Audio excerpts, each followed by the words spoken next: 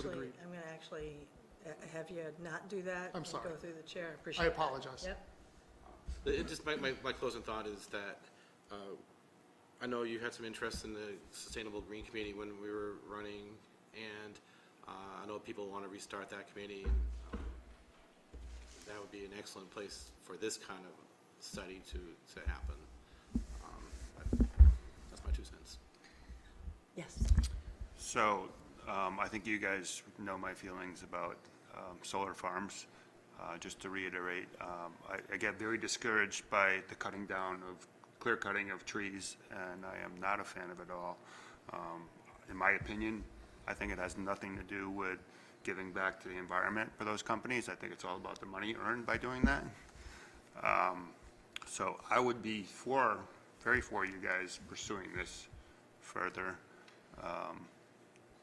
And just the point about the state land, I mean, state land does really fall within our zoning, right? I mean, maybe they get treated differently, but I think that the cloverleaf is part of Hopkinton land, so it's a good question, but I would think that we could move forward the same way that Through the Wellesley chair. did. I think the cloverleaf has wetlands issues, so I'm really talking about the long strips between north and southbound lanes. I think the cloverleaf over by the Mass Pike connection has major wetlands issues, so I'm certainly not in favor of looking at that section of land, but it makes me wonder about all that other stretch. Through the chair, I have not seen any solar panels on the median, so that would be a new thing. I guess we've seen them in Weston on the side of the road, but we have seen them in Framingham in the cloverleafs. Yeah, we have on Route 9 and Yeah. yes, So yeah, it's a good point, but I think yeah, it's a good idea. yeah. Just a quick question. So are you primarily looking at town-owned land for this zoning, or would it be for private parcels, private property owners as well, for different types of zoning? I honestly don't know. I have filled you in on about as much research as I've done. I think what Weston, so when I went to both Wellesley and Weston, the truth is the town officials I spoke to professed a degree of ignorance. The woman in Wellesley is an interim, Elaine Lazarus's role. I forget the title of Elaine's Town role. But planner. she's the interim for that, and she said, I wasn't really in town when we did this, but I think what is true is da, da, da. The fellow in Weston, I couldn't even find a zoning map that was recent within the last 10 years when I was at the Weston offices. And they seem a little disorganized, truthfully. But what the fellow in Weston told me, I can't remember his name, it's in the notes I sent to Muriel and Gary, is number one, there are no solar facilities allowed anywhere in town except for on roofs of buildings. And two, they looked at the Weston-owned land for a place to offer solar. I did see some wording for Wellesley, but it wasn't in the bylaw, that said something like, in an effort to encourage renewable energy development, Wellesley has created overlay districts to invite companies in, which is a funny kind of language. It says, we want this, but we want to have a say where you're allowing it. And I'll say again, I absolutely want renewable energy in the world.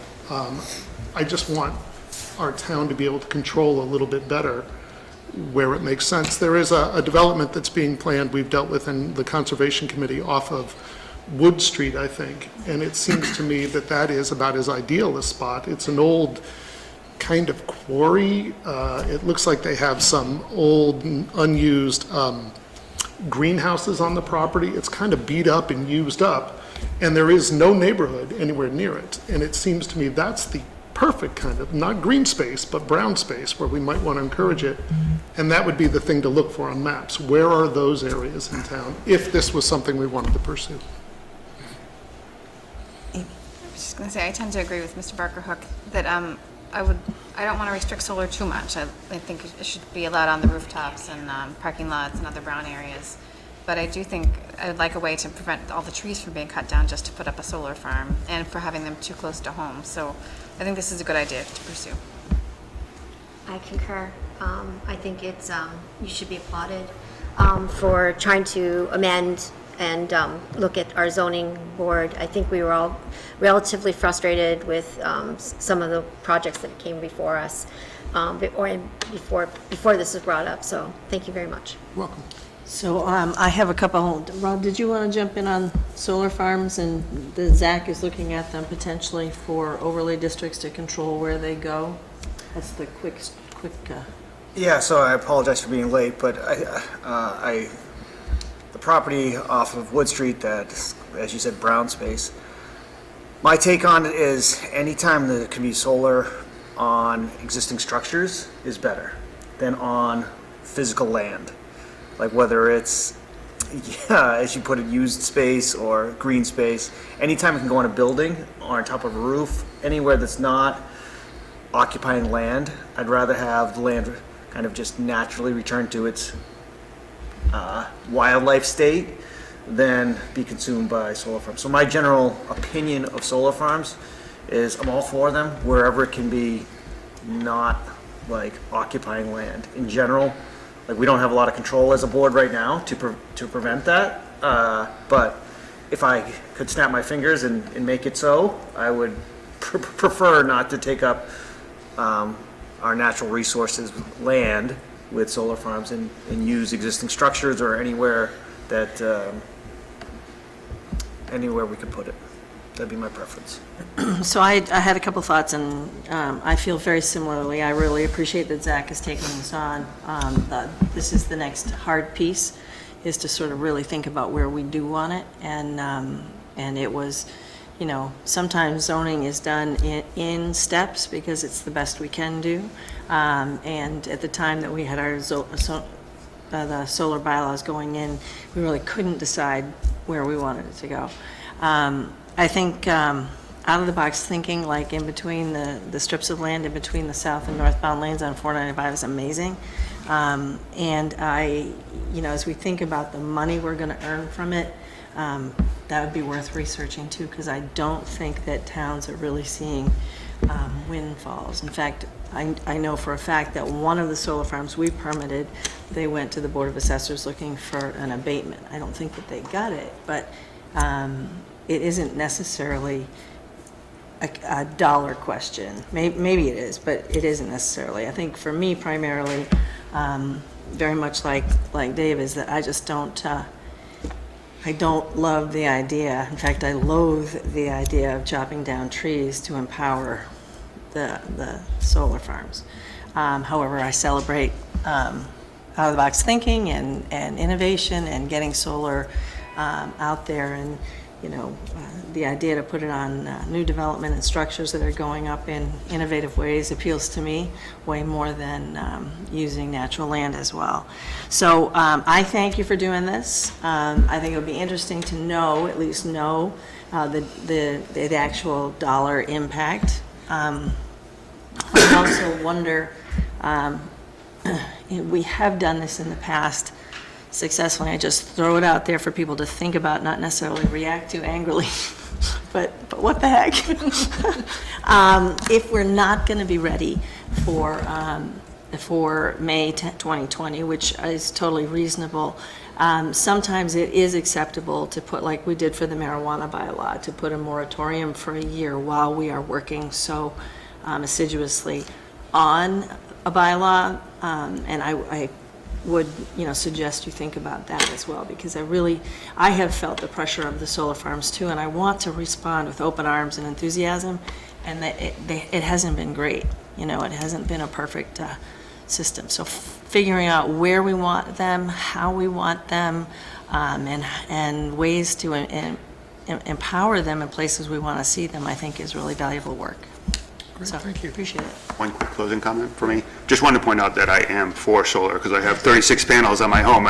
So I am for all that, and, you know, as I know. Rob said, on all the structures, but just feeling strongly about the cutting down of trees. Yeah, I agree. So from the Zach point of view, again, we were looking for 2 green lights. I feel like, Mary, we have one from you guys to say, let's keep pushing, and now it's just to hear what town council has to say. Perfect. And what town council might have to say about the Wellesley and Weston rules and whether they apply to us or not. Yeah, and I really appreciate the work. And I appreciate you hearing me out. All righty. Thank you very much. Thanks, Ted. All right, Let's walk through the hearing, shall we? Save it for later. The continued public hearing for Elmwood Farms, the applicant has requested to withdraw without prejudice. Any comments or any? So they went before the Concom, and they were getting some type of permission. So they, or, sorry, not permission. They redelineated the wetlands, and they were looking to see how that would impact their design. And they've come to the conclusion that the delineation that the Concom approved will allow them to move forward with the design as it was previously approved, so they don't need any amendments anymore. It's slightly confusing to me and Concom as to how that's gonna happen, but I have a meeting with the applicant, I think, check my calendar, it's either next week or the week after, to talk about stormwater issues and what they're going to do, and hopefully I can get a better idea as to what they're planning at that point. Okay, all right. I'm Is there? sorry, I need some clarification. Sure. John, so does this mean that they're still looking at building less units? At this point, I don't know what it means because they've withdrawn the application, so they are free to build as it was previously approved. So they could build the same amount of units. I don't know if they plan on changing it again and just not building certain units, or if they're building the road that was supposed to continue through and then maybe putting a unit or two on each side. I haven't seen a plan, so I don't know. And through the chair, and the idea that the stormwater protection plan does not cover outside of the property, it only covers the property itself. That comment stuck out when I read it.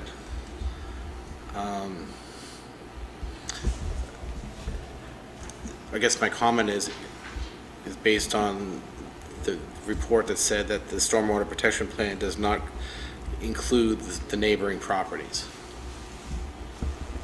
That one of the neighbors was concerned about that.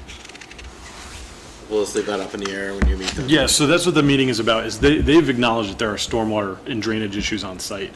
And they wanted to talk, just an informal meeting with me, and I'll probably rope in the Concom agent or whoever else in town that would be willing to meet, and just hear them out and see what they're proposing and try and work out a solution.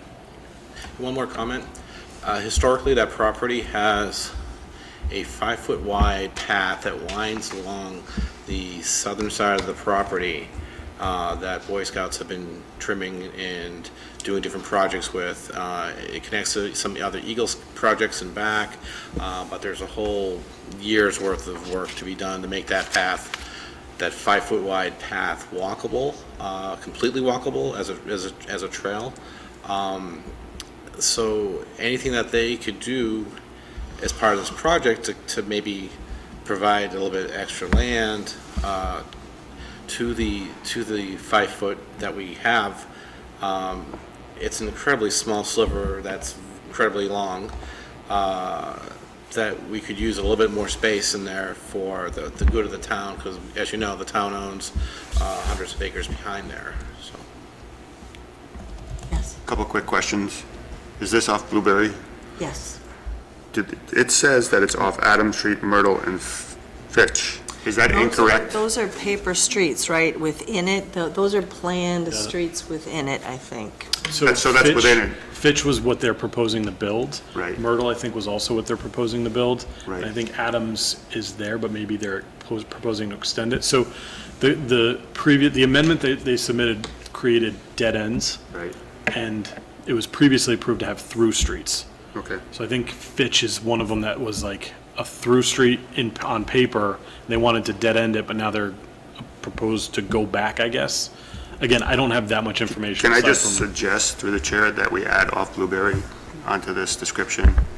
Just so we know what Yeah, what I we're mean, talking about. I think this is the third time I've asked this. I'm like, where the heck is, because these streets don't exist on the They map. don't exist, I know. You can search them in Google, you can't find them. Right, So this is off the agenda after this. yeah, because we're, Yeah, right, so if it comes back on again, it's been off the agenda before. Okay. Thanks. okay, so what is the process? Do we have any role in the process going forward if they are able to build it as previously designed? Unfortunately, it doesn't look like it because it's already been approved by the planning board. Yeah. Obviously back 20 years or so ago. If they needed to make any more amendments, or if they wanted to change something that would require planning board approval, then that could open it up. Refresh me if there are time limits on approvals. No, not for subdivisions. No, I don't know. Yeah. So if you have a preliminary subdivision, Yeah. you freeze zoning for, I think, 7 years. But once it's essentially approved, Okay, and they've already built out a significant portion of it, they just Yep. haven't built out the rest. right, right. If I could, Yeah. like, but they'll have to prove that they have water and sewer or septic or and all those things. They would correct? probably still have to get Board of Health approval for all that. And whether that can tie into the drainage, or if they need some kind of approval from DPW that can tie into the drainage, that could come into play. And they're gonna need Concom approval for each individual house lot, because there is wetlands in that area. Right. How many houses? Are they We don't know. It's 59 total, I don't. 16 new ones. 16 new ones. So that's if they build all of them. Okay. Yeah, thanks. All right. So, Mr. Chair, just real quickly, yeah. is that something we should think about putting on a time limit as far as, That's at the state level. oh, that's a state? I mean, this has been 21 years, right? Yeah, I know, right? Sorry, what The was your, subdivision. yeah, That's at the state level. that's at the state level. So we that's not a couldn't local put a one. condition in place in future approvals that would have some expiring, That's something I would Time talk to frame. town council about to find that out. just think of what we can learn from this, because I think there's Yeah. some legitimate It concerns is- about what they're proposing. Excuse me, this is related to one of the items on the ZAC agenda, which is looking at expiration dates of permits. And, we're looking at any ones that are related to zoning specifically. So perhaps we can do that at the same time. And we're hoping to get that done before the end of January. Nice. Maybe, through the chair, sorry, maybe we could put something in place that says, not that it expires, but it must come to the board through all the new zoning that's been applied since that point in time? I know, I'm just trying to think creatively. Yeah, so I think that, I'm not disagreeing with you, but I think that zoning is its own creature, and if you own it and you have it zoned at one point in time, there is a grandfathering principle that I think is pretty universal. So I'm not sure, I like the idea that you're thinking of, but I'm not sure that that works. But they will have to meet current Board of Health regulations, which may have changed over time, right, and Concom. Stormwater regulations may have changed over time. So that's the issue, is that the stormwater Did. regulations did change. Yes. And so, is that what we're trying to figure out of what applies? I would assume the newer standard applies. So they didn't have a stormwater management permit at that point, so they didn't have to get one. And it's assumed that they're grandfathered in since they were approved as a development without one, and houses were built without one. I don't think so that's an interesting question, because stormwater isn't zoning, so I don't know that there's a grandfathering principles. I guess if something is approved or built, it would be a question for town council Yeah. to figure that out, but Because that's the big issue on the site as well, right? So I mean, Yes. let's just, Drainage. let's just at least paint the picture. That's the problem that they're facing, the residents are facing, and the developer is facing. So we should at least know what standards they have to comply with. Okay, that said, let us know what you find out. I mean, because we're going to be sort of out of the process. so but there we'll needs to be a vote to To accept. allow. Right. So I'll entertain a motion to allow the applicant to withdraw this application without prejudice. So moved. Second. Discussion? Discussion. Through the chair, John, can you describe what a yes vote means, what a no vote means, and what would happen either way? A yes vote would allow the withdrawal without prejudice, which means that they could theoretically come back with the exact same application within 2 years. It could be changed to a withdrawal with prejudice, which means you allow them to withdraw, but then they can't come back with the same exact application within 2 years. And a no would mean that the board would be able to vote on the amendments that they're proposing. So it would essentially move forward as submitted, and the board would take action on the application. For each, through the chair, for each individual lot? It was submitted as a subdivision amendment as a whole. So it would be changing the roads, all that, the layout, all that. I'm a little bit confused because, bear with me, please. We had a bunch of neighbors here, just before your time, we had a bunch of neighbors here describing their wet basements and wet issues, and a couple different design discussions, and then nothing until now. So I'm a little bit confused about where they actually stay. You'll find out. I withdraw my question. You'll find out. Anybody else have any discussion? All those in favor of allowing them to withdraw without prejudice signify by saying aye. Aye. Any opposed? Any abstentions? Okay, thank you. I'll entertain a motion to continue the public hearings for Buckland Street and Leonard Street. One is a stormwater management permit. One is a petition to construct a paper street. They would like to continue to January 27th, which also means we would need to continue the decisions for both. I think I picked February 5th in my head, about a week after. So Mr. Petrosi sent a separate email, and he said February 6th for the decision. February 6th for the decision. Perfect. So he was doing the same sort of calculus. All right, so I'll entertain a motion to continue the hearing and the decision deadlines as described. So moved. Second. Is there any discussion? All those in favor signify by saying aye. Aye. Any opposed? Any abstentions? Okay, I will entertain a motion to continue the public hearing on Maspinock Woods. Is there a decision, is that decision like 90 days after? So we recommended, so in the email, we asked Mr. Barbieri, let me find the email. Sorry? For the extension of the deadline for February 11th. February 11th, okay. So they continue the public hearing to January 27th and the decision to February 11th. So moved. Okay, it's been moved and seconded. Any discussion? Discussion. Yes. Do we know why? Was there a reason given of why? That's an excellent question. They're going Robert. through, they've redesigned the site, but he hasn't gotten the plans yet, and he wants to go before the design review board on the 21st, before he brings it back to the planning board. Okay. So the 27th was picked. So there's a real reason. Yes. Okay. I appreciate the question, honestly. All those in favor signify by saying aye. Aye. Any opposed, any abstentions? Nay. Okay. And then we have a continued public hearing on the amendment to approve the NMU site plan 27 Lumber Street, the Hopkinton Tennis Club. They would like to continue to January 27th. That decision is a 90-day decision post-closing of the hearing, right? Okay. So just continuing to January 27th. So moved. Second. Any discussion? Again, just a scheduling thing. I mean, how full is January 27th? Well, it looks like we're going to be doing a lot of cleaning up on the 27th. Let's, if we could Going finish to all 2 a.m. on the 27th now? So through the chair, those are the only Those are things the on the only ones. 27th so Thank far. goodness. Yeah. Because, yeah. Right. And I just wondered what the procedure is in general. You know, when somebody is asking to continue, they always say to the next meeting, what if we already have a full schedule? Do we And just bump we them? push them out, yeah. We have to come to some terms. Through the chair, Chief Slayman is here if you want to hear an update on why this is getting continued. But Totally happy to hear the update on why it's getting continued.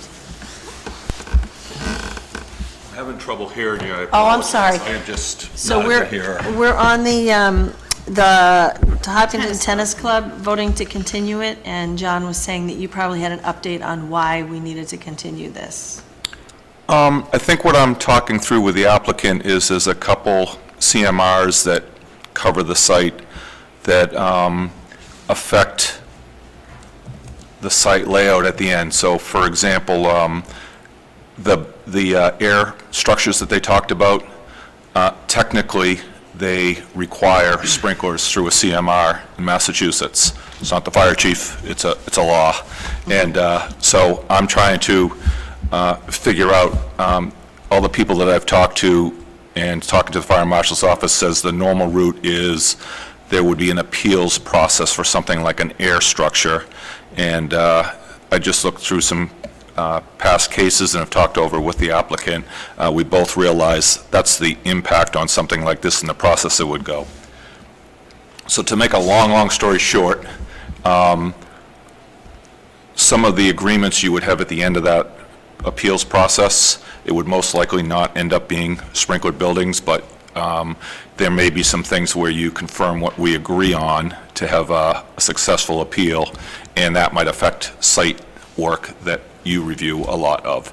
So I'm just guessing that part of it. If you feel that it's something that you do conditional or whatever, I'm not really sure. I haven't dealt with an air structure before. I don't know what kind of the end game would be, but because it's such a tight site where the buildings do fit and things like distance from the last point of access, there's another CMR that I talked to you a lot about, 527, which is the Comprehensive Life Safety Code, and that has really other restrictions that would say you can only go so far from a last access point. If a building is not sprinklered, it's much less in distance. Right. So those are all kind of floating around. Yeah. I'm just envisioning that, in speaking with the applicant, that it's easier for us to kind of solve it without going forward and backward through you is what I think. So I'm not telling you that, I'm just kind of making Yeah. a guess at it, whatever you think fits. If you have some experience, let me know.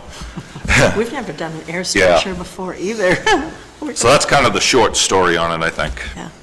Yeah. Very cooperative applicant. I think we're having a good dialogue and relationship. Some of the delays in answering questions are just getting some review and research done properly before I make a comment that steers everybody in the wrong direction. Yeah, okay, perfect, appreciate that. Through the chair. I'm just wondering, Chief Slayman, I'm wondering if there is a zone for, because air structures are susceptible to wind turbulence and things like that, they shift with wind. Are there zones that are marked off that are safety zones within those bubbles? So, I'm not an expert in the air structures. I can tell you that the presentation made to me on them made me feel confident, along with the building inspector in our meetings, that the company that's doing the installation understands the movement that you're talking about. So that would be more of a building code explanation. But I did feel confident in the effort they went to bring in the company that would actually deliver the product and educate us on what was there. So will there be, excuse me once again, will there be drills and that kinds of things involved with the fire department in special safety design for these structures? Yeah, great. So we did ask those questions already. They did already talk about initial scenarios that they run into. So kind of a collapse scenario is it takes hours and hours for that to deflate based on a lack of power, a lack of backup power. Worst case scenario piece we talked about, it takes hours and hours for the building to deflate. So I think some of the things at the end you may see, whether it's covered through the building permit process or the planning board, is some controls over that there isn't a special permit issued, that there are 3,000 people attending a special event with alcohol inside there, because it's not designed to handle all those pieces like we've seen in other areas. So it's going to have very limited occupancy, Yeah. and that's what allows it to not end up being sprinklered at the end of it. It's going to be a really controlled occupancy. We need to kind of just reaffirm that it doesn't have some other special events in it that nobody thought of that would need protection. I have a fun So I story. hope I'm answering. Fun story about Close, an close. air structure. Find out. I went to Syracuse University, and I was there for the first football game in the Carrier Dome. And the engineers had forgotten to account for respirations of attendees. So all of us up in the cheap seats were actually above physical clouds floating through the Carrier Dome. You couldn't see the field. Yeah, it was awesome. Yeah, You know, there was beer. I think that has It was collapsed college. from the snow, too. It did collapse from snow one time, yeah. Yeah, and I've had some kind of scary situations playing in bubbles as well, playing tennis in bubbles, where we were told, because it was a high wind event, that we needed to stay closer to the exits because they were actually rigid concrete, and that we would go in the exit and hopefully get out the other end. but that at least we'd be sheltered from the thing collapsing. So I was just wondering how, Yep. in this scenario, it's going to work. And I think we can add to that level of education on the building as we go. Again, this is strange being this far ahead in the building permit process to answer a planning board question, but there is a lot of uniqueness to Yeah. it, so Yeah. I feel like it's healthy. Yeah, well, we really appreciate the way you work with this applicant, all applicants, but, you know, especially on something that's new to all of us. So if there's a way that we can facilitate, we want to, so let us know. Yep, okay. Thank you. Thanks. Okay, so, yes, all those in favor of continuing that hearing to January 27th, please signify by saying aye. Aye. Any opposed? Any abstentions? So that's all our hearings, right? Correct. All right, would you like to take the lead through the administrative Sure. agenda? So the first item is the A&R for 71 Franklin Road. This is in preparation of a possible solar array.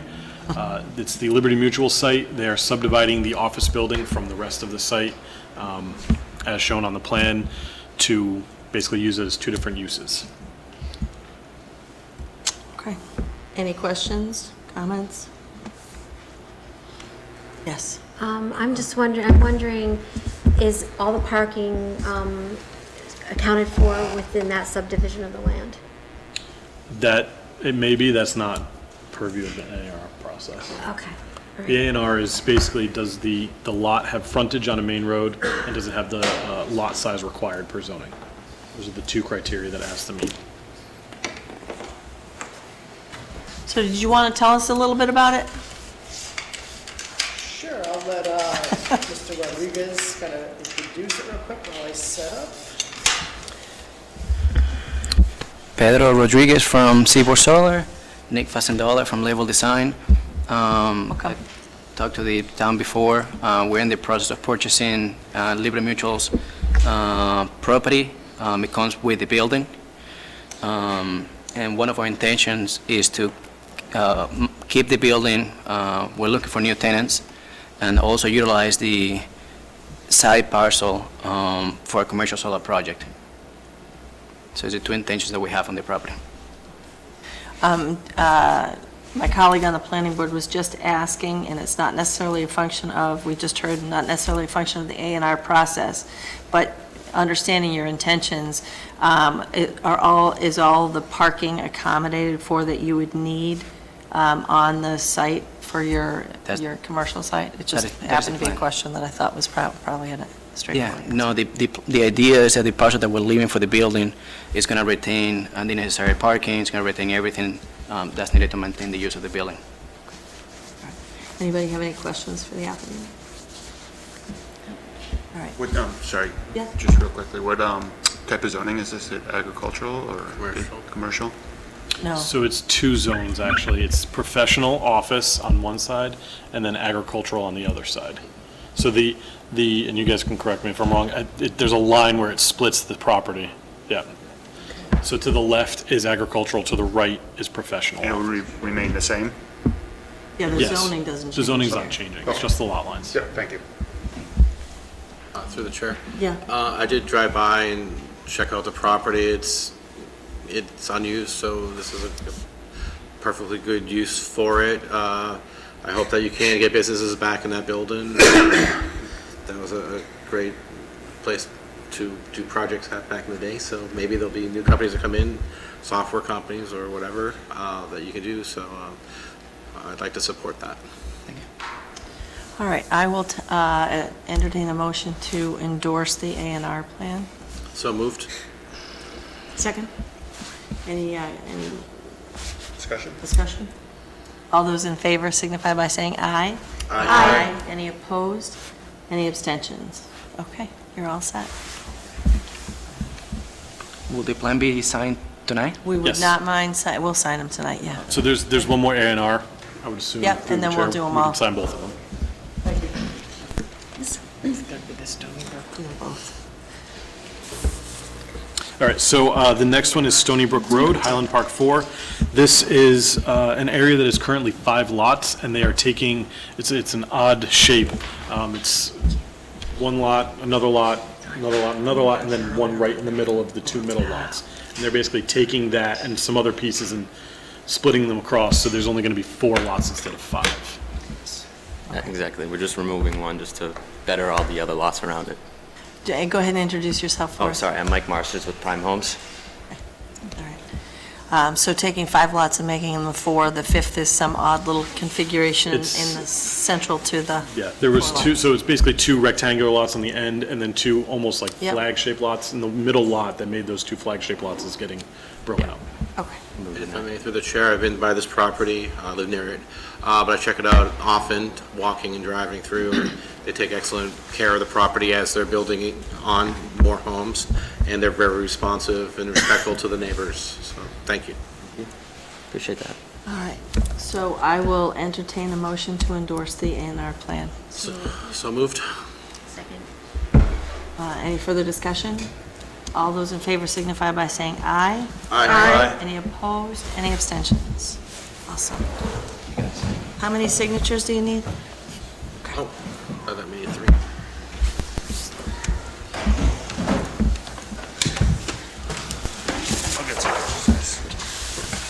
We're on the outside, if- so we should do it. 5 copies, so it's- Just do what I'm told. Put it in the right direction. I can go. 1, 2, 3, 4.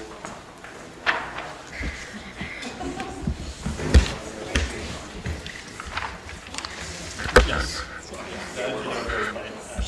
Plus they're cutting that pond in half. This one had to be Do you have more sharpies? Well, there's a parking lot, yeah. There's a parking lot, big parking lot that they use for experiment, race car experiments and stuff. Thank you. But, Appreciate it. It means a lot to us, thank you.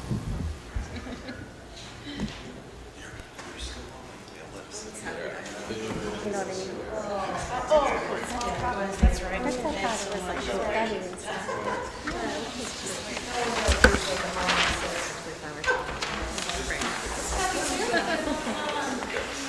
Oh, now it looks like snowflakes.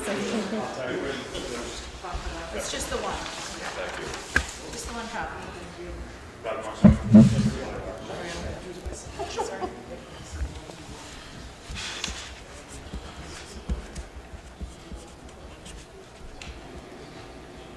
Upside down.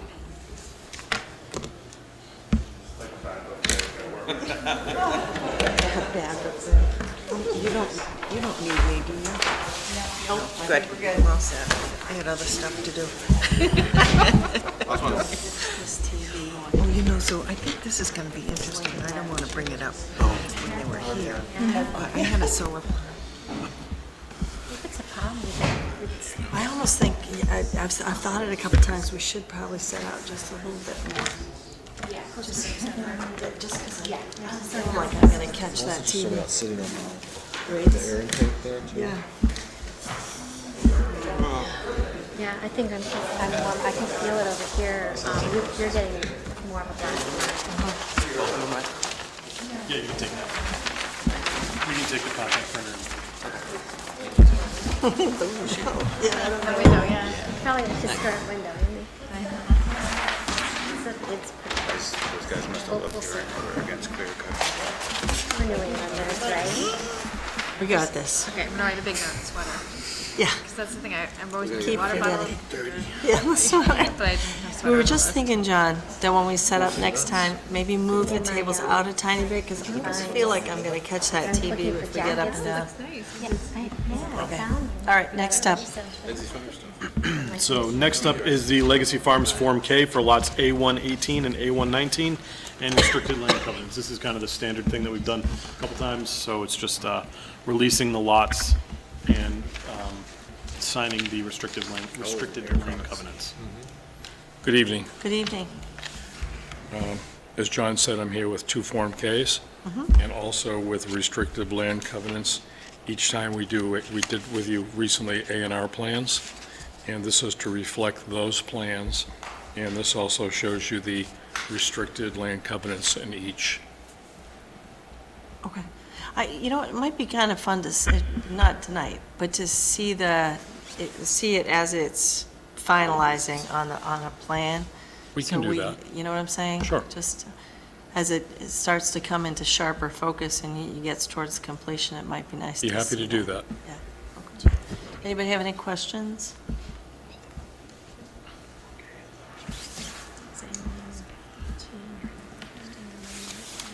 Any issues or questions? So just once these are signed, and this is more for Roy's information, once they're signed, they have to be notarized, and I don't think there is a notary here with their stamp. So we would just have to bring them back, get them notarized at the office, and then you can That's pick them fine. up tomorrow. Okay. So can we sign or no? Someday I'll be. Yes, I think your signature is on file. My signature's There's on some file. process that Anna knows that Yep. your signature's on file, Yep. and if your signature's there, she can verify the other ones or something. I don't know.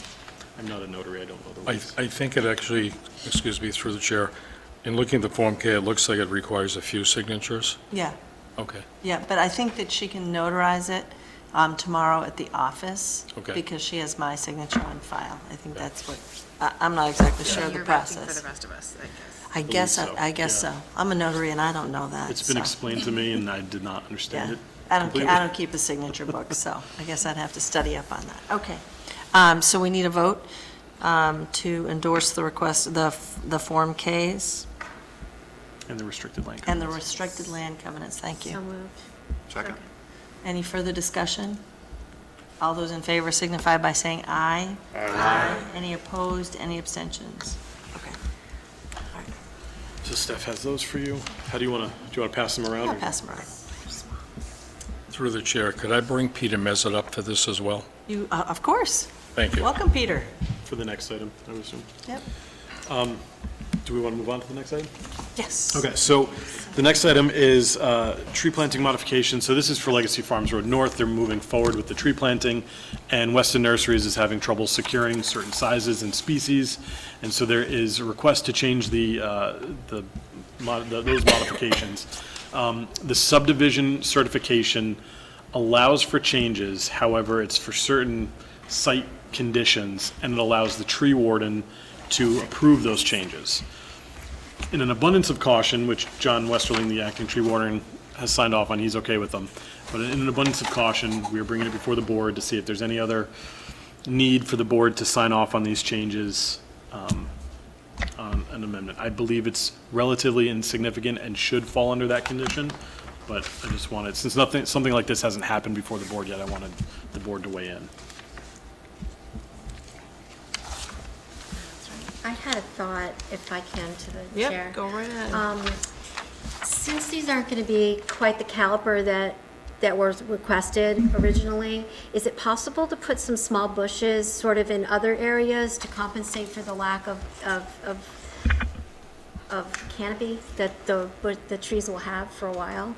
We could, So we could add a few trees.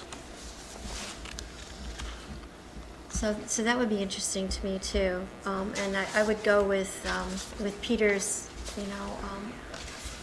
expertise as to what kind would work and how effective they would be as far as, shade for the summer. Because I know the people do use, I'm not sure, it's Main North Legacy Farm Road, or is it also within the neighborhoods? Well, the neighborhoods actually come under the homeowners association, Okay. but there are ways, and I can look at the plan with Peter and send a copy to John of where we could add maybe half a dozen trees or something like that. Yeah, I think that would be of interest to me, because of the shade issue and Yep. and the width of that street. I think it's sort of overwhelming right now. So I think it would soften it. Also, some bushes would be kind of nice as well, some sort of a flowering bush. My hesitation on that is, I'm not quite sure where they'd go, because when you've got the width of the street, you've got a grass strip, of which some of the trees are in the grass strip, then you've got an 8-foot sidewalk, and you've got basically lawn behind that. With snow plows and all, especially the sidewalk plows, and Peter knows because he plows it, I'm concerned about bushes getting damaged. Would there be an effective way, considering it is Weston Nurseries, to put some rhododendron sort of sprinkled in there somewhere if you were clever enough to find a location? We could do that around some of the retention Because basins. some of the rhododendron are just amazing, and they have very hardy root system, so it'd be wonderful to carry. PJMs. What?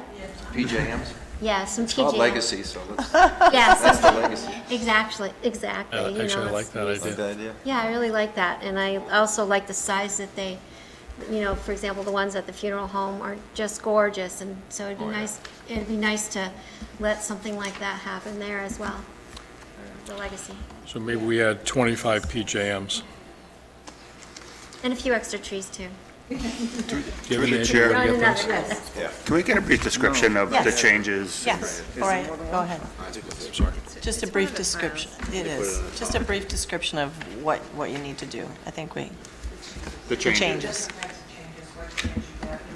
Oh, Oh, no, I got, yeah. I got it there. You didn't get a copy of that? We do have it, yes. Okay. It's not in, you have to go to the, you have to go to the link, though? You have to go to the link? Oh, you want me to go over it? The title is called Email from Westerling. Yeah, so John Westerling, I wasn't on the email, he forwarded the email to, or Oh. responded to an email to me with the email from Peter below that. Yeah, yeah. So I think we're probably good. Too many details to summarize? Okay. Through the chair, I just have one Yeah. question, and I'm curious, I mean, some of these trees seem pretty common to me, you're the expert, but I mean, a 3 to 3.5 inch Acer October Glory, that seems like a pretty standard tree, no? It's just replacing with a smaller What, size. you want to know what's going on? Just like Christmas trees aren't available. 08 came, everybody went out of business, or a lot of farms went out of business. The liner growers didn't produce as many, so these are 12-year-old to 15-year-old trees, and you're in that phase now where they just don't exist. You can get 2.5 to 3s, but that's like the biggest you can get. The 3.5s just aren't out there. They laugh at you when you try to find those. So It's just in the when you gap. want 87 3.5s, there might be a few out there, but they're all parsed out, 5 to this, 5 to that. They have to manage the supplies so tightly that I can't get them. Like a vintage wine, What's that? like a vintage wine. Yeah, Some years just aren't available. yeah. So for the most part, they're small, the same tree, but a smaller. They're barely, diameter. it's Yeah. a half-inch caliper difference, so when you talk about canopy, there's really no, you might have 12 feet with a 3.5, and 11 feet with a 2.5 to 3. The size and the width is not gonna be that noticeably different. Although it takes a while, to the chair, it takes a while for it to establish, either way though. So you still have some kind of covering, sooner would help. Either way, yeah, I mean, even the Yeah. 3.5s would need, Yeah, it'll take a year or two. I to wouldn't put the large leaf Brodies out yet, because they like to be under shade, so I'd use the PJMs and the Olgas that page instead. Oh, thank you for that. It's the Westerly letter? I gather information You know what page, though? in the most peculiar way. What's the separate attachment? Where the link is, Okay, that's all right, forget it. the link's in the Any other questions? Okay. So do we, it was not clear to me if we needed to take action, or if you were asking if the tree warden's determination satisfied us. I think I don't know if there's a vote that needs to be taken. I think it's more of if the board feels in general, and we can always go back to the minutes if something comes up in the future. If the board feels that this is something that the tree warden can determine based on the condition in the certification, the planning board action, or if they need to actually make a request for an amendment to that subdivision plan. Oh, I don't think we need an amendment to the subdivision plan personally. So whatever seems to make sense. I do appreciate that you brought it forward, so especially since there's so much attention focused in those. But actually, when it came to my attention, Peter thought it was going to be perfectly fine, and understandably so. And I said, I don't want to take that chance. The last thing I need is have this whole thing planted, and someone questions it, and now I look foolish. So Yeah. I wanted to No, come to you. we appreciate you knowing, and the conversation is helpful, and just staying on top of what's happening out there, because there's so much interest and attention. All right, so we don't really need to vote, we just need to nod along and say, we get it, and we appreciate, and we're fine with it. Thank you. Thank you. While I'm sitting here, consensus. Yes, could I possibly give you an update on traffic lights? yes. Okay.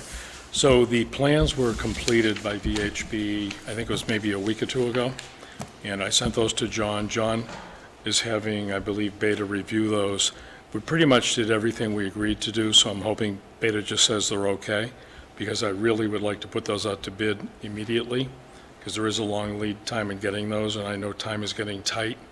So if there's any way, John, if Beta could just okay those. Beta sent me their comment letter yesterday, so I didn't have a chance to review it today, but I will get that to you tomorrow. Okay, great.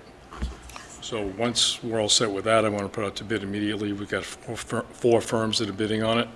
So it's not only going to be price that's important, but frankly, how quickly they can do it. That's it. Well, through the chair, Yeah. I don't know if Roy would like to participate in discussion, but one of our items for other discussions is the bus stop safety. And from after town meeting, people come up to me and were asking me about getting stop signs, which would be a good start to have people driving more safely at that, especially at that section of the road. I'm sorry, can I just ask you to clarify, stop signs, as you offload from 135 on to Legacy Farms North, where are your stop The signs? stop signs at Legacy Farm North between where Franklin Street used to be and where Legacy Farms North. Like the Hopkinton. old Peach Street, No, where Hopkinton owns Legacy Farms North Road up to where we don't own, which is Legacy Farms North. Actually, Road. through the chair, if I can answer that, the You road should. Where was the bus very, stop is. the road was very specifically designed Designed. not to have a stop Right. sign, because the traffic flows through. right. But we're seeing, and I've heard from neighbors, that a lot of people are speeding by without stopping or slowing down, and then when there are people waiting for, kids are waiting for buses, it just makes things that much more dangerous. So if there's a stop sign, people, boom, stop, 1, 2, 3, then they'll go. I think that, I think that I'm not necessarily going to leap to the notion of re-engineering that road, but getting it to the point where we can accept it so that speed limits can be enforced, I think is a very solid first step. But we do own the part that is the old Franklin Road that is now called Legacy No Farm one's Road. arguing that with you, Frank. If I may though, there's going to be new bus stops because now the bus can go up the street, so you're not going to have the accumulation of people where they're gathering now. So even Are if we sure even about if that? you were proposing there was a bus stop where they're congregating now, Right. the bus is going to stop at other places along the We presume the spine. bus is We gonna- presume. Yeah. But that's not happening now. The way this happened before, when we had the four-way stop on Wilson Street, was we simply wrote a letter suggesting it to the Board of Selectmen. Board of Selectmen met with Roy, met with the police chief and fire chief, and decided as a factor of public safety, and put the stop signs up, and the town paid for it. And this, I'm just talking about the town-owned side. If of I the- could of the road. interject, we paid for it, but okay. Did you? All right. That's between you and the town. Just I'm keeping it real. I'm suggesting that we write a similar letter asking for stop signs on the town-owned portion of Legacy Farms North Road, like we had before, just to add to the safety factor for now. If it's a short-term thing, great. If it's something we can do right away this week, that will help the neighbors, that will help the people waiting for the bus, some of whom are here, one of whom is here. And it's something that we could do as a board that's proactive and bring a better factor of safety to that intersection. I'm not opposed to anything you want to do. My point I would make is you really should run that by John Westerling at DPW.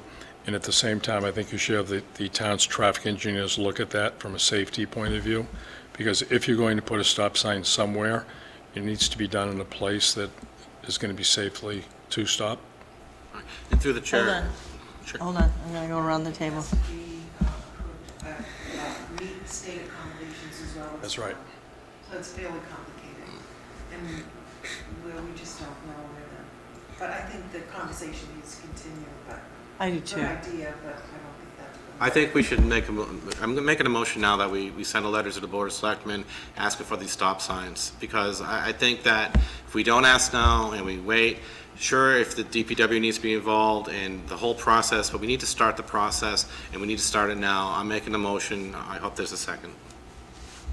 Through the chair, Yes. if I may. So my thought on this is that it is premature to suggest that as a solution right now. It is one option that we can talk about. I believe that we can talk about not only the long-term plans, you know, to get this to town meeting for approval, full acceptance, and then the buses can go on that road and all of that.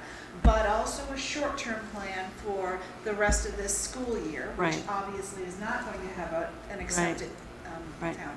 So, in terms of the stoplight, I have big concerns about the configuration of that. It's a three-way intersection, essentially. And I think a stop sign could as easily cause more issues and more accident possibilities than leaving it without a stop sign. So, I would agree with the concept that, you know, we would have to go through traffic engineers and so on and so forth before I would even support suggesting it at this point. Right. Ditto. Do we have anybody, yes, do we have anybody from, Stop, but like overall. go ahead and introduce yourself. I know we know you, but introduce yourself each time you come up.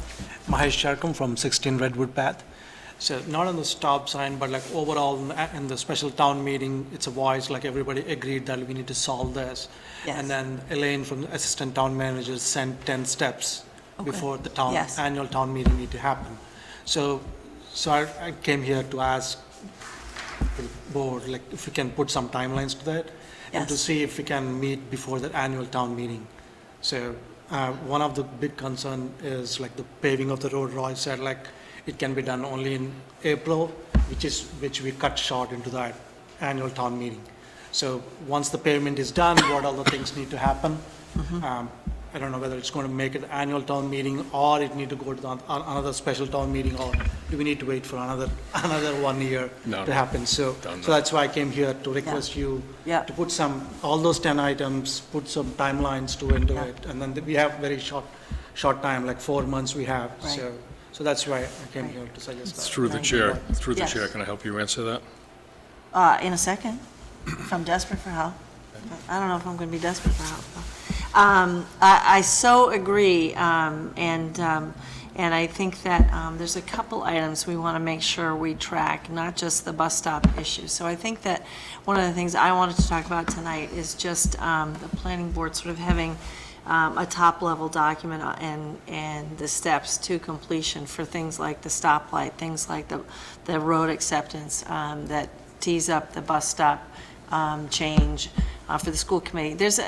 I think it would be helpful to understand from a resident's perspective what the school committee's process is, you know, once we get that road accepted in May, hopefully that's the target. So yeah, we definitely want to do that too and not see the timeline slip away. We also understand we have weather and season in front of us as well. But I took the result as very positive, and I was really glad to see from my own perspective, but also for the residents out there, that all the boards were, you know, prepared to work together to get this done for you. So, but yeah, I totally agree that those steps need to be laid out, and we need to benchmark it, and we need to track it. And we're going to do that publicly so everybody can kind of follow it. Yes, how'd I do? You did excellent. Thank you. I just want to add a couple things. Obviously, we have to finish the planting, so everybody knows that. We have to finish the paving, but equally as important, John sent me the documents the town's going to require. We have as-built drawings that were done by VHB when the road was originally built. However, they're looking for a lot more detail than that. Okay. So I've got VHB working on that. Okay. And I think immediately, once the work is complete, they'll finish the as-built drawings and the other details that John needs. We'll submit those to the town, because you'll need those for town meeting. Yep. Perfect. Appreciate it. Anybody else? I have a question, and this is related to any work the ZAC might need to do, whether or not there's any zoning issues that need to be addressed in order to make this happen. Do we need to change any bylaws, or is it subdivision rules or anything like that? It's just subdivision rules. So- And that's planning board. Okay. I don't think anything needs to change. I don't think there's any zoning. Okay. I think we might, there's a and we should sort of understand it. totally upfront. There's a possibility we have to, waive something, that kind of thing. But hopefully if everybody's pulling together, what we're really accomplishing is an expedited process versus a totally different process. So. Chair, I'm sure these are going to be agenda items. Like on a Yes, monthly basis or something. yes, that's what I'm hoping to. And just even, Follow up. yeah, there's a lot going on to just tie up.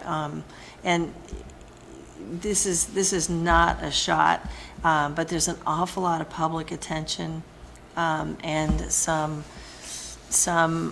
discord about, one person, a lot of people are looking for those sidewalks and a lot of people are looking for that traffic light and a lot of people don't understand the bus stop issue. So I think the better we can all communicate clearly and regularly between now and town meeting, the kind of progress we're making and what the timelines are, I think it helps everybody. Could I give you an update on the East Main Street sidewalk You as well? could. So we were about to start that sidewalk work maybe a month ago, maybe a little more, and we were hoping to get it done before winter. We actually had all the guardrails moved back. We put in the siltation fence, and when we had the Concom come down to look at it, they suggested, and I guess they were right, that there's a different condition down at the Brook area than was anticipated on the plan. If any of you have driven by, you probably saw a lot of plywood between all the rails. We were going to pour a concrete shoulder along there so nothing can wash into the wetlands. And that required going back to Concom for an amended plan. So unfortunately, we lost a number of weeks. We went to Concom, Concom approved it, and then a week later it snowed. So unfortunately, probably going to have to wait till spring, but that's on our early list to do this spring. We have a busy spring. We have the sidewalk, we have the You know what? traffic lights. I got to tell you, that was my mistake. These sidewalks are not on our agenda. I appreciate the Oh, I'm update, sorry. but we should put them on the agenda and keep track of them. But it's a good call. Thank you. Okay, thank you. One last thing. Of course. I don't know when the downtown project actually going to kick off. So once it kicks off, the majority of the traffic comes onto the road. So that makes another important You're point. anticipating a lot of traffic going through that cut-through road, yeah. So I that's- think that is, I think you're correct that that's going to happen, yeah. And if I may, that's going to happen before the end of the school year. Because it's supposed to, the downtown corridor project is supposed to kick off right after the marathon. I'm not sure if it's going to all happen at once. No, I'm So not it saying may not be awful. No, What I do you guys think? People will go up north and then come down 85 to the intersection? I don't see how traffic would change. People will avoid the downtown any way that they can, ways. Yeah. Right? That's going, Yeah, I mean, there's and not, It's gonna happen. It's not just He's going to be, right. it's not just He's going to be right. that It's road, gonna but there's happen. all the Yeah. roads are Yeah, going yeah. to be impacted. But I think that it's important to think ahead, yeah. Appreciate it, yep. All right, John. All right. So this is Air Products Chemical Release Event. Chief Slayman's here if he wants to answer questions after, but I'll give a brief overview as I see it. handstanding. So on November 22nd, and this was brought to us from a resident. On November 22nd, there was a release of less than 3 gallons of Ansel Jet X high expansion foam to the retention basin on site. So this is it was during a test of the firefighting system. It got released into the retention basin, it got pumped out, and then went into wetlands across the street. Tracked almost to the reservoir, right? I believe it went into the reservoir. Did it go into the reservoir? I thought your note said almost to the reservoir. The signs of the foam got within a few hundred feet of it. The testing didn't show anything, but yeah, the pictures we had got close to the reservoir. So Concom, I need to look at it again, but maybe Concom thought it did. Anyway, neither here nor there for planning board. So this was brought to the Concom's attention and planning board's attention from this resident. Did some digging, talked to Chief Slayman, talked to John Westerling, talked to Don McAdam. I don't see this pertaining to anything in the jurisdiction of the planning board. It was not released in any kind of limit of work for a SWIP. There is construction going on that site, but it didn't happen in those construction areas. It could possibly have been discharged to the municipal stormwater sewer system or municipal stormwater system. However, that is not located in this area. John Westerling told me that there is no structures or facilities in that area, so it really is Concom, DPW if need be, Fire Department and Mass DEP that handles this. It did get into wetlands, so Concom is doing that. If it did, just for some clarification, if it did get into the municipal stormwater system, it still would be DEP that would DPW that would enforce any compliance. And then the planning board plays a role as if the person who was issued an order for compliance, they appealed that, the planning board would be the adjudicator of that appeal. Okay. However, there's no enforcement We're not there yet. authority that the planning board has. There has been no order from DEP, or from DPW, I don't know why I keep on saying that, DPW saying there was an illicit discharge, so I don't even think that comes into play into this.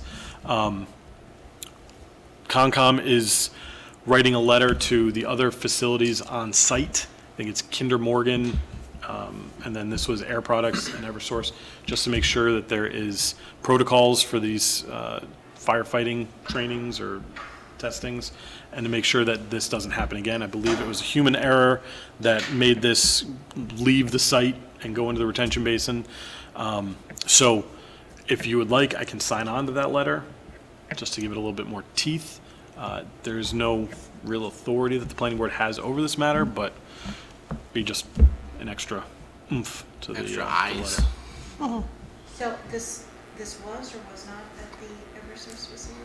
It's a different, So it was at the tanks, but it was Air Products that did the test, not Eversource. So they weren't under Eversource's protocols. They were under Air Products protocols. But, okay, but they were not using Eversource procedures? They have their own, Air Products has their own protocols to do this. Eversource has their own, and I don't think we had Air Products written protocols, and that's what this letter from the Concom agent is going to be requesting, is written protocols from Air Products and from Kinder Morgan, in addition to Eversource's, which we already have, or I guess Concom already has. They were doing it under contract to Eversource, or? It's their own facility, so Air Products has. Air Products has a equipment location facilities, there. Yeah, Leasing. as well. They use that facility for their own stuff, yeah. I really appreciate the resident reporting this, and even if we don't have jurisdiction, I really appreciate getting the full rundown. Right. And knowing that it's going to go to conservation and Mass DEP. I also appreciated the fire department follow-up, chief, and, you know, the response and the calls and the pictures and the walkthrough and the understanding of exactly what you found and so forth. So do you want to just give us your take on what happened and what comes next? Sure. So I think most of the context is out there. A few moving parts that I know just from working with the liquefier project is just understand that Air Products is actually leaving and Eversource is taking over eventually soon, within the next year, I believe, running the processing for the LNG storage. So that's just kind of a piece when you're asking questions like who's involved in policy. They're fair questions. So Air Products has policy for this. Right when I got there, I investigated that hard. And so right away they acknowledged there was a human error that tries not to have any, that prevents the use of the foam when it's not needed. The valve wasn't operated properly. So what I did receive a report is this afternoon, early this afternoon, that actually talked to new policy that's kind of mitigates the error that took place and has extra precautions and extra training for that piece. So I'm just to update you if it gives peace of mind. A couple of things that the foam, especially historically, we had a lot of conversation in the hearing historically, and the foams historically had a lot of PFAS or very damaging components to them that nationally people are having a problem with drinking water. So I understand for the neighborhood that they were very upset wondering what was there. So that's why I did provide the MSDS sheets of the foam that did get accidentally used. It did not contain some of those chemicals, I'll say, for lack of a proper term right this second. But still, it is firefighting foam, and I get it. People are nervous to it. So we're watching that use. They're trying to control that use. They are also in today's correspondence, which once I review it a little better, I can make it public. I just haven't gone through it properly, but it does talk to several other components that would prevent a release, and then what happens, the release ended up going into the containment area where there's a lot of groundwater, and then when it was repumped out, and we talked about that a lot in the hearing, of trying to control that, and I don't think that they did a good job controlling that. So they have promised more review there, and I think it's great for what John mentioned, the follow-up with some of the boards, if not yours also, that we, for the sake of everybody's peace of mind, that we follow that. So just background, I'm hoping that does it. They've been very forward. I have talked to everybody, recognizing there's going to be a lot of change of hands. So I am also, when I finish talking with Air Products, I call up Eversource and I talk to their people. Jim Blackburn, who you talked to in the hearings, was very cooperative on making sure that report is a 20-page environmental report that was submitted out. They didn't have to do that report. I think it was wise that they did that report and got the information out, and I encouraged them. That I said the neighbors are very concerned. I talked to several of them that day and the next day, and the short story was we were all lucky that it was the concentration was very diluted and weak, and the report kind of talks to, and Sean kind of concluded better than I have the capability of, that he confirmed the report didn't have any damaging pieces to contaminating the water, the surface water, or the well water, or all the way to the reservoir.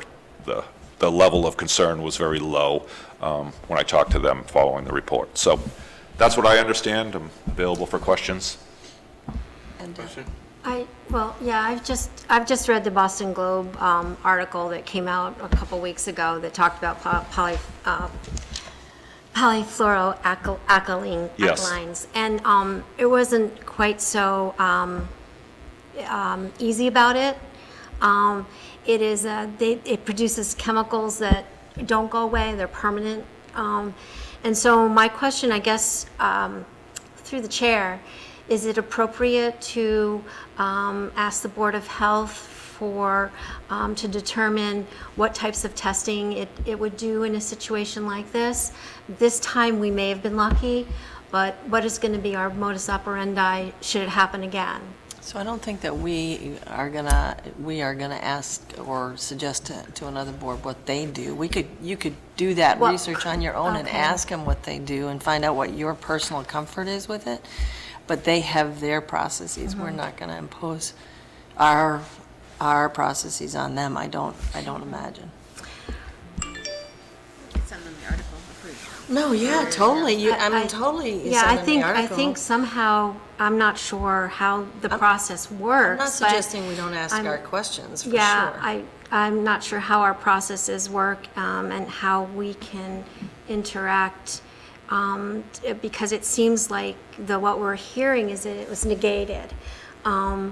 Whether that's actually the reality or not, I want to be absolutely clear for the residents of Hopkinton, for the drinkers of the lake water, or even if it's a reserve lake body of water, that there's no contamination in that. It's a beautiful piece of property. They live in a beautiful forested area. It would be an awful shame that this would happen again in larger quantities, not to say that even the littlest could cause damaging results to somebody if they drank it. I will say I was kind of flabbergasted after all the thrash that we went through. Sure. That they didn't have a process that worked like we were assured that they did have a process that worked to contain the foam. So I don't know.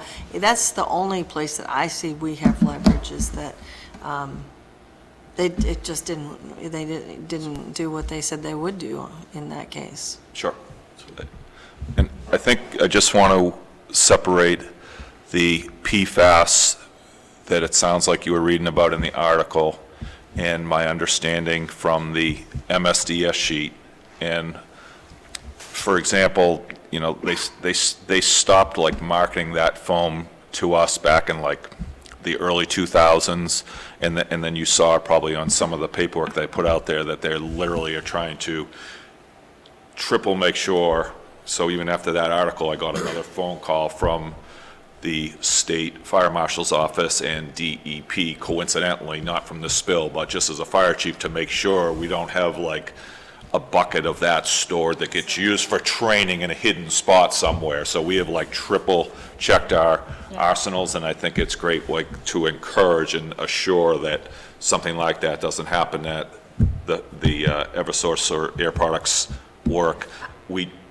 According to all the literature and the testimony for this incident, it didn't, and it really shouldn't, unless some bizarre storage of an old product existed. So just for context, I just think we should talk that way. This, you know, this foam isn't benign in its concentrate, but in the dilution, when it's just made for a high expansion, and it's literally just protecting in cages a valving area, it's supposed to just be high expansion foam that sits there and is contained for a while to protect a really vulnerable area. So it's very diluted in that point. But again, if it goes through like it did in this case, pumps again, and there's any form of concentrate, it starts to make some suds. Yes. So and that's not to, I understand the worry. So what I'm hoping to learn, I don't know if it's really involved with the planning board, but what I'm hoping to learn is, number one, what is the Board of Health's method to prevent this again, or to figure out how it's a problem early on. The other thing is, how do we test for it? Because when we first came through with it, we did just a sort of a water test at the very edge of the dam. Yep. And the type of water test we did, I think was a very simple test. It wasn't complicated. It didn't find out what this mineral really was. So one of the things, my knowledge base, that to make me feel more comfortable, and to make hopefully the town feel more comfortable, is what test do we actually use?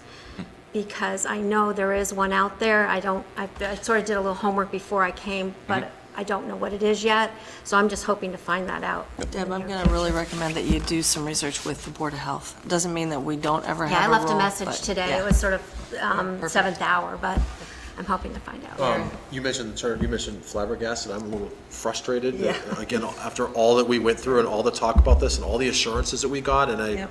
it's just, to me, it's embarrassing for Eversource that they assured us this wasn't gonna happen, and within a year it does happen. Yep. I understand the Air Products versus Eversource thing, but, so the Air Products policy explains why the foam was released, but to me, it seems like Eversource controls the plan as to what happens when that foam is released in the containment basin. So I'm curious how that's managed, if that is within the Eversource purview. And, yeah. Yep. Yeah, And I'm not, they haven't really finished the response on that yet. So the question is Oh, to. you know what? Sorry. Yeah, we gotta move Okay. this way. Okay, Amy But- didn't, oh, sorry. But, yeah, so you are getting a response on that. Okay. So did Amy want to go first? I or- think I said it. First of all, I like the way that our town departments and committees work together. Our Board of Health agent is very strong. We have a good DPW, excellent fire chief and police chief. Mostly they report to the town manager and Board of Selectmen. Board of Health is an elected board, just as we are. And we encourage our employees to work together for the town. So thank you guys for that. I think we are able to reach out to anyone and ask them questions and help get a better idea of how things work, because if there's something we could do better, that would be great. Something we could do better with our constituents in mind, especially. Hearing about the water testing, is there water testing done on the southwestern shore of the reservoir? Is there something, is the town of Ashland, are they notified? When do they get notified? Are there thresholds that, you know, I'm sure there are things that you're in control of that, but we don't know these things particularly. And when we get asked, I said, well, we'll find out. So I can talk to you offline about more specific things. But I think that as a town, we're doing the right things and we're working together to find the right information and answers that we need. Anybody else? No, just the comment that you guys brought up a bunch of good questions and comments, and I don't have anything to add. I echo what what others have said, but also my concern is more at the retention basin level, and that it was so it's human error on several different places along the way. You know, so it wasn't just at the point of release, because the whole idea is the retention basin catches anything. So if it's ever released, and if ever should be released in a real fire emergency, it's there in the retention basin. It's never going to get out. Never going to get out. So this is really concerning. It seems like their procedures are totally inadequate. It doesn't matter whether we get them in writing or not. If they're inadequate, they're inadequate. I'm super glad that the chemicals are, you know, continuing to be safer and safer and safer all the way along the way, and that's great. But the procedures still have to be there, and they have to be robust procedures, and they have to be followed well. Good training overall, and you know, I think you know, obviously preaching to the choir here, but this, it just, you know, it's not something we can take lightly. This is serious stuff. I agree. Yeah, Jane. Thank you, Deb, for following up with the health agent. I think that would be interesting to see if he would be interested in coming in and answering any other questions that people might have.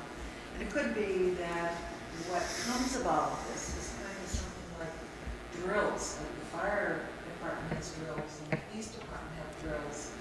Maybe the health department, if it comes under the health department, that may be one suggestion. But there may be some sort of drill that everybody can work together to. Their mitigation report that I just got today talked on 5 points of mitigation, some with training and drills. But again, it's just a piece of paper so far, so I don't want to so I can just tell you it started to flow to me that way. I think you're all spot on your assessment. So I guess I leave it up to the board to think in terms of follow-up, if we have follow-up, and to just work through John. Like if we do individual work, or we have more that comes of this, and it you know, it kind of coalesces into some action or action item that we need to take up, we should just get it to John so it gets on the agenda and we can talk about it. I really appreciate it, Chief. Sure, and it's so just as emergency management director, I'd love if you have a question, instead of I don't want to, it's nice if somebody can call me and we can try to assess together so that we're not bombarding and maybe even confusing an issue at some point. So there's a little fine line there, I get it, I'm not trying to stifle pieces. Right. No, I appreciate it. They're all fair questions on what the response is. Sean and I, from an hour into the report of the incident, worked together on the LSP and the evaluation of to the reservoir, and quickly the assessment was, we're lucky here. There's not a lot of bad things happening at this point, just with the incident and the release. So now there's a lot of work to do outside of that, but I just want to give you that confidence, and anybody who wants to call me then Appreciate that. for questions, because it can get very upsetting to people. You know, the neighbors were terrified, and we try to really get them direct information right away, what we knew, and but I also got to try to keep control of that some too, so that it doesn't become hysterical, because it can be really upsetting to people. Absolutely. Quick process question. Did this go before is it on the agenda for the select board at all, or? It's with the Concom, right, primarily in town, and the Board of Health. Yep, right now I'm primarily working with Dawn and Sean, so Concom, Board of Health. I'm sure it's on the select board radar. It's interesting to me, I think, as you say that, because one of the thoughts I had, we keep struggling with this Eversource piece, you know, it's like a hydra, you know, this multi-headed beast, you know, and we have our own compartmentalized process that for in many ways works to our advantage and is established that way on purpose. But there might be a place for like a group conversation of some task force, right? So that all the boards and committees can stay as informed as possible and can work in concert with each other a little bit as we try to manage what is a really big management issue. It's a good idea, the task force idea. And so the structure that exists is emergency management director, and we have the Hawken Emergency Management Group, and probably I need to, and I talked to John afterwards. Past protocol, I didn't necessarily call John's position. I'm happy to, and again, I am trying to get out and have people informed. That's an existing I almost group. think that we're talking at two different things in the same Okay. area. So I have no issue with the response that happened at all, and appreciate the response and have full confidence in the response team as it's set up. I'm kind of thinking more about the policy, the work that we're trying to do, and maybe we can do it better and more efficiently. So I'm sorry if I was miscommunicating there. Just trying for us to grapple with on the boards and committees with the multifaceted issues that come up and the fact that we don't necessarily talk to each other as we're dealing with a really big set of projects. So that's more like the post-response, long-term kind of thing, not the Yeah. immediate response. Or even in this case, what broke down? What do we do next time? Because we just saw this, we just heard it'll never, never, never escape the retention pond, Yeah, we right? just heard that. Yep. Right? Yep. So I don't necessarily know that we could have done something differently, but what can we do knowing that sometimes it does escape the retention pond, even in a small scale event, right? This wasn't a big event. Yeah. Anyway, so for me, I have total confidence in your response and appreciate the update. I'm just thinking in terms of the processes that we go through. Sure. Your public hearing left a mark on me too, because right then I remember vividly the whole public hearing there. So I believe your comments were right on. There was a whole series of things that are represented that didn't pan out as well as they probably should have. Not even close. Yeah. Yeah. So what's the process then, right? What's the process then when it fails the conditions of the public hearing process, right? Yep. Okay. Thank you. Yep. Yay, Eversource. It's not appear to be on the select board agenda. It does not, for the record, yeah. So through the chair, would you, as a board, like me to sign on to that letter that Don is sending on behalf of the Concom? I have absolutely no objection to that. I think that's a great idea. The more we stay involved, the better, so we appreciate that. Consensus? Awesome. I wonder if it's not on the select board agenda because the resident sent her findings to the planning board and the Board of Health and the Concom. And so in all fairness, it may not have come to them the same way it came to us. They should be aware because they have to deal with Eversource and other capacities. Yeah, right. Okay, next. Next is the Whisperway Conditional Approval Agreement. They are moving forward, and the Form E is a standard piece of that for Hopkinton. So just needs to be endorsed by the planning board. Appears complete. So I'll entertain a motion to approve the conditional agreement. So moved. Okay, any discussion? All those in favor signify by saying aye. Aye. Any opposed, any abstentions? So is that something we sign, or is it all Yep. set? Oh, I think you may be the only one that needs to sign. No, majority. majority, just pass it Majority of the around. board. And how about those minutes? Is that the last thing, John? Yep. I'm going to press ahead. I'll entertain a motion on the minutes of October 28th and November 13th. So moved. Is there a second on the minutes? Is there any discussion on the minutes? All those in favor of approving the minutes signify by saying aye. Aye. Any opposed? Any abstentions? So, I'll entertain a motion to adjourn. So moved. Second. All those in favor? Aye. All right, guys, Merry Christmas. Yeah, so we'll be in January, right? Meet in January. Boom, boom. Christmas, Well, Happy all come to the Hanukkah. ZAC meeting on Thursday. Happy New Year. We need 5 people to stay to sign them. We're doing a streak.